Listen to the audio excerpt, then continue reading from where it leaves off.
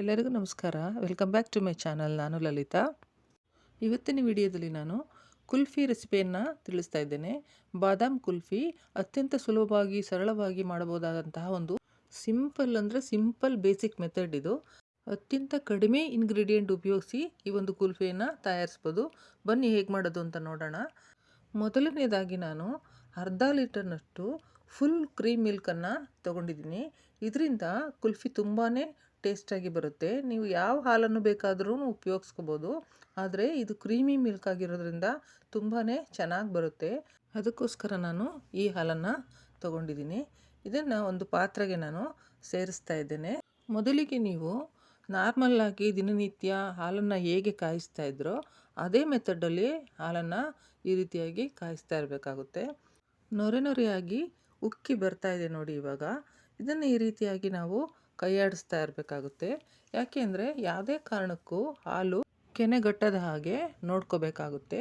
ಈ ರೀತಿಯಾಗಿ ಸುತ್ತಲೂ ಅದನ್ನು ಮಿಕ್ಸ್ ಮಾಡ್ಕೊತ ಒಂದೇ ಸಮ ನೋಡ್ಕೋಬೇಕಾಗುತ್ತೆ. ಇಲ್ಲ ಅಂದರೆ ಅದು ಗಂಟಾಗಿ ಪೀಸಾಗಿ ಸಿಗಬಾರ್ದು. ಎಲ್ಲವೂ ಒಂದೇ ಸಮಕ್ಕಿರಬೇಕು. ಹಾಗೆ ಹಾಲು ಚೆನ್ನಾಗಿ ಕುದ್ದು ಕಡಿಮೆ ಆಗಬೇಕು ನೀರಿನಂಶ. ನೋಡಿ, ಈಗ ನೋಡಿ ಅಲ್ಲಿ ನೀರಿನಂಶ ಸ್ವಲ್ಪ ಕಡಿಮೆ ಕಾಣಿಸ್ತಾ ಇದೆ ಅಲ್ವಾ.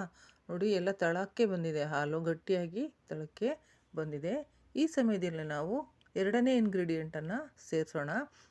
ನಾನಿಲ್ಲಿ ಮನ್ನಾ ಅವರ ಬಾದಾಮ್ ಮಿಕ್ಸ್ ಪೌಡ್ರನ್ನ ತೊಗೊತಾ ಇದ್ದೀನಿ. ಇಲ್ಲಿ ನಾನು 4 ಟೀ ಸ್ಪೂನಷ್ಟು ಬಾದಾಮ್ ಮಿಕ್ಸನ್ನು ಸೇರಿಸ್ತಾ ಹೋಗ್ತೀನಿ. ನೀವು ಯಾವುದೇ ಬ್ರ್ಯಾಂಡ್ ಆದರೂ ಉಪಯೋಗಿಸ್ಕೋಬೋದು, ಇದನ್ನೇ ಉಪಯೋಗಿಸ್ಕೋಬೇಕು ಅಂತೇನಿಲ್ಲ. 4 ಟೀ ಸ್ಪೂನಷ್ಟು ಬಾದಾಮ್ ಮಿಕ್ಸನ್ನು ಸೇರಿಸಿದ ನಂತರ ಇದನ್ನು ಚೆನ್ನಾಗಿ ಮಿಕ್ಸ್ ಮಾಡಬೇಕು. ಹಾಲಲ್ಲಿ ಅದು ಆರಾಮಾಗಿ ಮಿಕ್ಸ್ ಆಗುತ್ತೆ. ಮೂರನೇ ಇಂಗ್ರೀಡಿಯೆಂಟ್ ಇವಾಗ ಬಳಸುವಂಥ ಸಮಯ. ಬಾದಾಮ್ ಮಿಕ್ಸನ್ನು ಸೇರಿಸಿದ ನಂತರ ಈಗ ನಾನು ಸಕ್ಕರೆಯನ್ನು ಸೇರಿಸ್ತಾ ಇದ್ದೇನೆ. ನಾನಿಲ್ಲಿ ಸಕ್ಕರೆಯನ್ನು 3ರಿಂದ 4 ಸ್ಪೂನಷ್ಟು ಸೇರಿಸ್ತಾ ಇದ್ದೇನೆ. ನಿಮಗೆ ಜಾಸ್ತಿ ಸ್ವೀಟ್ ಬೇಡ ಅಂದರೆ 3 ಸ್ಪೂನಷ್ಟು ಸಾಕು. ನಾನು ಇಲ್ಲಿ 4 ಸ್ಪೂನಷ್ಟು ಸೇರಿಸಿದ್ದೀನಿ, ಸ್ವೀಟ್ ಬೇಕು ಅಂತ. ನೋಡಿ, ಇದನ್ನು ಚೆನ್ನಾಗಿ ಸಕ್ಕರೆ ಕರಗೋವರೆಗೂ ಈ ರೀತಿ ಕೈಯಾಡಿಸ್ತಾ ಹೋಗಿ. ಹಾಗೆಯೇ ಹಾಲಿನ ಒಂದು ಪ್ರಮಾಣ ಕೂಡ ಕಡಿಮೆ ಆಗ್ತಾ ಹೋಗುತ್ತೆ. ನೀರಿನಂಶ ಎಲ್ಲ ಅದು ಡ್ರೈ ಆಗುತ್ತೆ. ಅದಾದಮೇಲೆ ನಾನು ಕಾರ್ನ್ಫ್ಲೋರನ್ನು ಸೇರಿಸ್ತಾ ಇದ್ದೇನೆ. ಕಾರ್ನ್ಫ್ಲೋರು ಇಲ್ಲಿ ಆಪ್ಷನಲ್ಲು. ನೀವು ಉಪಯೋಗಿಸಿದ್ರೆ ಉಪಯೋಗಿಸ್ಬೋದು, ಇಲ್ಲಾಂದರೆ ಬಿಡ್ಬೋದು. ನಾನಿಲ್ಲಿ ಏನಕ್ಕೆ ಉಪಯೋಗಿಸ್ತಾ ಇದ್ದೀನಿ ಅಂತಂದರೆ, ಹಾಲು ಬೇಗ ಗಟ್ಟಿಗೆ ಆಗಲಿಲ್ಲ ಅಂತಂದರೆ, ಕಾಯುವಷ್ಟು ನಮಗೆ ತಾಳ್ಮೆ ಇರಲಿಲ್ಲ ಅಂತಂದರೆ ಕಾರ್ನ್ಫ್ಲೋರ್ನ ಈ ರೀತಿಯಾಗಿ ಹಾಲಿನಲ್ಲಿ ಮಿಕ್ಸ್ ಮಾಡಿ ಗಂಟುಗಳು ಇಲ್ಲದ ಹಾಗೆ ಈ ರೀತಿಯಾಗಿ ಮಿಕ್ಸ್ ಮಾಡಿ ಅದನ್ನು ಸೇರಿಸೋದ್ರಿಂದ ಹಾಲು ಬೇಗ ಗಟ್ಟಿಯಾಗುತ್ತೆ. ಸಹಜವಾಗಿ ಹಾಲು ಕುದ್ದು ಗಟ್ಟಿಯಾಗೋವರೆಗೂ ಕಾಯೋಕ್ಕಾಗಲ್ಲ ಅಂತಂದರೆ ಮಾತ್ರ ಈ ರೀತಿಯಾಗಿ ಕಾರ್ನ್ಫ್ಲೋರನ್ನು ನೀವು ಬಳಸ್ಬೋದು. ಸೊ ಹೀಗಾಗಿ ನೋಡಿ, ಚೆನ್ನಾಗಿ ಮಿಕ್ಸ್ ಮಾಡಿ ಹಾಲನ್ನು ಈ ರೀತಿ ಮಿಕ್ಸ್ ಮಾಡ್ತಾ ಹೋಗಿ. ಕಾರ್ನ್ಫ್ಲೋರು ಗಂಟುಗಳಿಲ್ಲದ ರೀತಿಯಲ್ಲಿ ಆಗಬೇಕು. ಚೆನ್ನಾಗಿ ಮಿಕ್ಸ್ ಆಗಿದೆ ಕೂಡ ಇವಾಗ. ಈಗ ನಾವು ಚೆನ್ನಾಗಿ ಒಂದು ಕುದಿ ಬರೋವರೆಗೂ ಕಾದು ನಾನು ಇಲ್ಲಿ 2 ಏಲಕ್ಕಿಯನ್ನು ಕುಟ್ಟಿ ಪುಡಿ ಮಾಡಿಕೊಂಡು ಇದಕ್ಕೆ ಸೇರಿಸ್ತಾ ಇದ್ದೇನೆ. 2 ಏಲಕ್ಕಿ ಪೌಡ್ರಷ್ಟು ನಾನು ಸೇರಿಸ್ತಾ ಇದ್ದೇನೆ. ನೋಡಿ, ಇದು ಫ್ಲೇವರ್ಗೆ ಅಷ್ಟೇ, ಫ್ಲೇವರ್ ಚೆನ್ನಾಗಿರುತ್ತೆ, ಹಾಗಾಗಿ ಇದನ್ನು ಸೇರಿಸ್ತಾ ಇದ್ದೇನೆ. ಇದನ್ನು ಚೆನ್ನಾಗಿ ಈ ರೀತಿ ಸ್ಪೂನಲ್ಲಿ ಮಿಕ್ಸ್ ಮಾಡೋಣ. ಇದಾದಮೇಲೆ ಹಾಲನ್ನು ಸ್ವಲ್ಪ ಹೊತ್ತು ಕಾಯಿಸೋಣ. ಹಾಗೆ ಕಾಯಿಸ್ತಾ ಇದೇ ರೀತಿಯಾಗಿ ನಾವು ಕೈಯಾಡಿಸ್ತಾ ಇರಬೇಕಾಗುತ್ತೆ. ಇಲ್ಲಿ ನೋಡಿ, ಹಾಲು ಅರ್ಧಕ್ಕರ್ಧ ಕಡಿಮೆ ಆಗಿದೆ. ನೀರಿನಂಶ ಎಲ್ಲ ಡ್ರೈ ಆಗೋಗಿ ಈಗ ಗಟ್ಟಿಯಾಗಿ ಹಾಲು ಉಳ್ಕೊಂಡಿದೆ. ಇದು ಪರ್ಫೆಕ್ಟ್ ಆಗಿದೆ ಅಂತ ನನ್ನ ಭಾವನೆ. ಈಗ ಇದನ್ನು ನಾನು ಸ್ಟವ್ ಆಫ್ ಮಾಡಿ ಇವಾಗ ಹಾಲನ್ನು ಎತ್ತಿಡ್ತಾ ಇದ್ದೇನೆ. ಅದು ತಣ್ಣಗಾಗಲಿಕ್ಕೆ ಬಿಡಬೇಕು. ಸ್ಟವ್ ಆಫ್ ಮಾಡಿದ್ಮೇಲೆ ಅದು ಸ್ವಲ್ಪ ಕೂಲ್ ಆಗೋವರೆಗೂ ಕಾಯೋಣ. ಈಗ ನೋಡಿ, ಹಾಲು ತಣ್ಣಗಾಗಿದೆ, ಗಟ್ಟಿಗಾಗಿದೆ ಕೂಡ. ಈಗ ನಾನು ಇದನ್ನು 3 ಗಾಜಿನ ಲೋಟಗಳಿಗೆ ಸರ್ವ್ ಮಾಡ್ತಾ ಇದ್ದೇನೆ. ನಾನಿಲ್ಲಿ ಚಿಕ್ಕದಾಗಿರ್ತಕ್ಕಂತಹ 3 ಗಾಜಿನ ಗ್ಲಾಸ್ಗಳನ್ನು ತೊಗೊಂಡಿದ್ದೇನೆ. ನೋಡಿ, ಹಾಲು ಎಷ್ಟು ಗಟ್ಟಿಯಾಗಿದೆ, ಕನ್ಸಿಸ್ಟೆನ್ಸಿ ಕರೆಕ್ಟಾಗಿ ಬಂದಿದೆ ಇವಾಗ. ಈಗ ಈ 3 ಗ್ಲಾಸ್ ಕೆಳಗಡೆ ಈ ಹಾಲನ್ನು ಹಾಕ್ತಾ ಇದ್ದೀನಿ. ಹಾಲನ್ನು ಹಾಕಿದ ನಂತರ ಕುಲ್ಫಿ ಸ್ಟಿಕ್ಕನ್ನು ಈ ರೀತಿಯಾಗಿ ಇಟ್ಟರೆ ಅದು ಈ ರೀತಿಯಾಗಿ ಕ್ರಾಸಾಗಿ ನಿಂತ್ಕೊಳ್ಳುತ್ತೆ. ಅದಕ್ಕೆ ನಾವೇನು ಮಾಡಬೇಕು, ಒಂದು ಪ್ಲಾಸ್ಟಿಕ್ ಹಾಳೆಯನ್ನು ಈ ರೀತಿಯಾಗಿ ಅದಕ್ಕೆ ಬೈಂಡ್ ಮಾಡಬೇಕು. ಒಂದು ರಬ್ಬರ್ ಬ್ಯಾಂಡ್ ತಗೊಂಡು ಗ್ಲಾಸಿಗೆ ಈ ರೀತಿ ಪ್ಲಾಸ್ಟಿಕ್ ಹಾಳೆಯಲ್ಲಿ ಇದನ್ನು ಈ ರೀತಿಯಾಗಿ ಮುಚ್ಚಿದ್ರೆ ಪರ್ಫೆಕ್ಟಾಗಿ ಅದಿರುತ್ತೆ. ಇವಾಗ ಕುಲ್ಫಿ ಸ್ಟಿಕ್ಕನ್ನು ನಾವಲ್ಲಿ ಮಧ್ಯದಲ್ಲಿ ಒಂದು ಚಾಕುವಿನಿಂದ ಗುರ್ತು ಮಾಡಿ ಅದನ್ನು ಸೇರಿಸ್ಬೋದಾಗಿದೆ. ನೋಡಿ, ಈ ರೀತಿಯಾಗಿ ಅಲ್ಲಿ ಸ್ವಲ್ಪ ಓಪನ್ ಮಾಡಿ ಕುಲ್ಫಿ ಸ್ಟಿಕ್ಕನ್ನು ನಾವಲ್ಲಿ ಸೇರಿಸೋಣ. ಈಗ ಅದು ಪರ್ಫೆಕ್ಟಾಗಿ ಮಧ್ಯದಲ್ಲಿ ಕರೆಕ್ಟಾಗಿ ಕೂತ್ಕೊಳ್ಳುತ್ತೆ.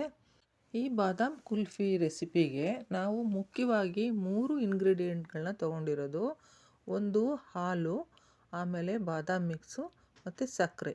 ಈ 3 ಇದ್ದರೆ ಸಾಕು, ಬಾದಾಮ್ ಕುಲ್ಫಿ ರೆಡಿಯಾಗುತ್ತೆ.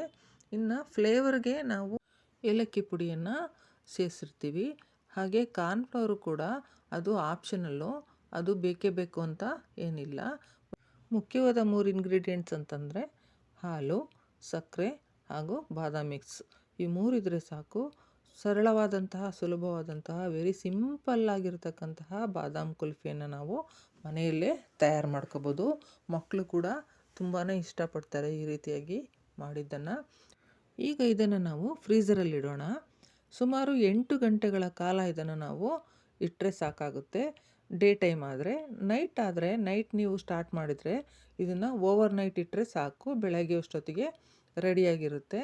ನಾನು ಇದನ್ನು ರಾತ್ರಿ ಇಡೀ ಫ್ರೀಝರ್ನಲ್ಲಿ ಇಟ್ಟಿದ್ದೆ. ಬನ್ನಿ ಹೇಗೆ ಬಂದಿದೆ ಅಂತೇಳ್ಬಿಟ್ಟು ನೋಡೋಣ. ನಾನು ರಿಮೂವ್ ಮಾಡ್ತಾಯಿದ್ದೀನಿ ಈ ಪ್ಲಾಸ್ಟಿಕ್ ಕವರು ಮತ್ತು ರಬ್ಬರ್ ಬ್ಯಾಂಡು ಏನು ಹಾಕಿದ್ದೆ ಅದನ್ನು ನಿಧಾನವಾಗಿ ತೆಗಿಬೇಕಾಗುತ್ತೆ. ಈ ರೀತಿಯಾಗಿ ತೆಗೆಯೋಣ. ನೋಡಿ ಹೇಗೆ ಬಂದಿದೆ ಅಂತೇಳ್ಬಿಟ್ಟು ನೋಡೋಣ. ಇವಾಗ ಚೆನ್ನಾಗಿ ಕಾಣಿಸ್ತಾ ಇದೆ. ಸೊ ಈ 3 ನಾನು ರಿಮೂವ್ ಮಾಡ್ಕೊಂಡಿದ್ದೀನಿ. ಈಗ ಇದನ್ನು ತೆಗಿಯೋಕ್ಕೆ ಹೋದರೆ ತುಂಬಾ ಗಟ್ಟಿಯಾಗಿರುತ್ತೆ, ಟೈಟಾಗಿರುತ್ತೆ, ಬರೋದಿಲ್ಲ. ಅದಕ್ಕೆ ಒಂದು 30 ಸೆಕೆಂಡ್ಗಳ ಕಾಲ ಒಂದು ನೀರಿನಲ್ಲಿ ಇದನ್ನು ಇಡೋಣ. ಜಾಸ್ತಿ ಹೊತ್ತು ಇಡಬಾರ್ದು, ಜಾಸ್ತಿ ಹೊತ್ತು ಇಟ್ಟರೆ ಕರಗೋಗ್ಬಿಡುತ್ತೆ. ಹಾಗಾಗಿ ಒಂದು ಮಿನಿಮಮ್ ಒಂದು 20-30 ಸೆಕೆಂಡ್ ಇಟ್ಟರೆ ಸಾಕಾಗುತ್ತೆ. ನೋಡಿ, ಈಗ ಬೇಗ ರಿಮೂವ್ ಮಾಡ್ಕೊಳ್ಳೋಣ ಇವಾಗ. ಈಗ ಅದು ಈಸಿಯಾಗಿ ಬರುತ್ತೆ. ನೋಡಿ ಬರ್ತಾ ಇದೆ ಅಲ್ವಾ, ಈಗ ಈಸಿಯಾಗಿ ಬರ್ತಾ ಇದೆ. ಈ ಮೊದಲು ಫ್ರೀಝರಿಂದ ತೆಗೆದ ತಕ್ಷಣ ತುಂಬಾ ಟೈಟಾಗಿರುತ್ತೆ, ಅದು ತೆಗಿಲಿಕ್ಕೆ ಆಗಲ್ಲ. ಆವಾಗ ನಾವು ಈ ರೀತಿಯಾಗಿ ತಣ್ಣೀರೊಳಗಡೆ ಅದನ್ನು ಒಂದು 30 ಸೆಕೆಂಡಷ್ಟು ಇಟ್ಟರೆ ಈ ರೀತಿಯಾಗಿ ಈಸಿಯಾಗಿ ಕುಲ್ಫಿ ಬಂದ್ಬಿಡುತ್ತೆ. ಫ್ರೆಂಡ್ಸ್, ಇದನ್ನು ಒಂದು ಪ್ಲೇಟಿಗೆ ಸರ್ವ್ ಮಾಡೋಣ ಇವಾಗ. ಎಷ್ಟು ಚೆನ್ನಾಗಿ ಬಂದಿದೆ ಅಲ್ವಾ, ಮಕ್ಕಳಿಗೆ ತುಂಬಾ ಇಷ್ಟ ಆಗುತ್ತೆ. ಈ ರೀತಿಯಾಗಿ ಕುಲ್ಫಿಯನ್ನು ನಾವು ಮಾಡಿಕೊಟ್ರೆ ಮನೇಲಿ ಆರಾಮಾಗಿ ತಿಂತಾರೆ ಅಂತ ಹೇಳ್ತಾ, ನಿಮಗೂ ಕೂಡ ಈ ಒಂದು ಬಾದಾಮ್ ಕುಲ್ಫಿ ರೆಸಿಪಿ ಇಷ್ಟ ಆಯಿತು ಅಂತಂದರೆ ಹಾಗೆ ಒಂದು ಲೈಕ್ ಕೊಟ್ಬಿಡಿ, ಮತ್ತು ನಿಮ್ಮ ಫ್ರೆಂಡ್ ಸರ್ಕಲ್ಗೆ ವಿಡಿಯೋನ ಶೇರ್ ಮಾಡಿ. ನೀವು ಚಾನಲ್ಗೆ ಹೊಸಬರಾಗಿದ್ದರೆ ದಯವಿಟ್ಟು ಸಬ್ಸ್ಕ್ರೈಬ್ ಬಟನ್ ಒತ್ತಿ, ಬೆಲ್ ಬಟನ್ ಪ್ರೆಸ್ ಮಾಡಿ, ಆಲ್ ಸೆಲೆಕ್ಟ್ ಮಾಡಿ ಅಂತ ಹೇಳ್ತಾ, ಇದುವರೆಗೂ ವೀಕ್ಷಿಸಿದ್ದಕ್ಕಾಗಿ ಥ್ಯಾಂಕ್ ಯು ಸೋ ಮಚ್. ಮತ್ತೆ ಸಿಗೋಣ ಹೊಸ ರೆಸಿಪಿಯೊಂದಿಗೆ.